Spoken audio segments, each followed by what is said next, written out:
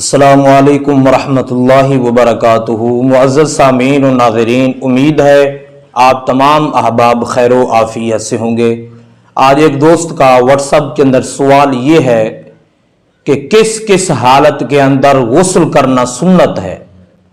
بہت زبردست سوال ہے۔ میں اس ویڈیو کے اندر غسل کرنے کے فرض نہیں بتا رہا، بلکہ میرے سوال کی طرف آپ توجہ فرمائیں، کس اور کس حالت میں غسل کرنا سنت مبارکہ ہے۔ 5 جگہ پہ غسل کرنا سنت مبارکہ ہے۔ آئیے میں آپ کو بتاتا ہوں، آپ تمام احباب نے اس ویڈیو کو توجہ کے ساتھ سماعت فرمانا ہے۔ جمعہ کے دن غسل کرنا یہ نبی کریم علیہ الصلوۃ والسلام کی سنت مبارکہ ہے۔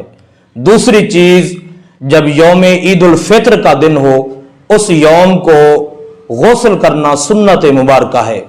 اور تیسری حالت، یوم عید الاضحیٰ کے دن غسل کرنا سنت مبارکہ ہے۔ یہ 3 حالتیں ہو گئی۔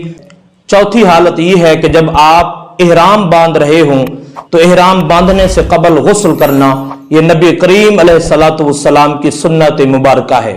اور 5ویں صورت 9 ذی الحج ہے۔ جب 9 ذی الحج کا دن آ جائے تو اس دن کو غسل کرنا یہ سنت مبارکہ ہے۔ میں پھر سے دہراتا ہوں، یہ 5 حالتیں ایسی ہیں کہ جن کے اندر غسل کرنا حضور علیہ الصلوۃ والسلام کی سنت مبارکہ ہے۔ عید والے دن یعنی عید الفطر اور عید الاضحیٰ کے دن بھی، اور یوم عرفہ کے دن بھی، جمعہ کے دن بھی، احرام باندھنے سے پہلے بھی، یہ 5 حالتیں ایسی ہیں کہ ان کے اندر آپ جو بھی غسل کرے گا تو وہ نبی کریم علیہ الصلوۃ والسلام کی سنت مبارکہ پہ عمل کرے گا۔ امید ہے رب کائنات ہم سب کو عمل کی توفیق عطا فرمائے۔ آپ تمام احباب نے اس ویڈیو کو ثواب کی نیت سے شیئر فرمانا ہے اور مجھے اپنی خاص دعاؤں میں یاد فرمانا ہے۔ السلام علیکم ورحمۃ اللہ۔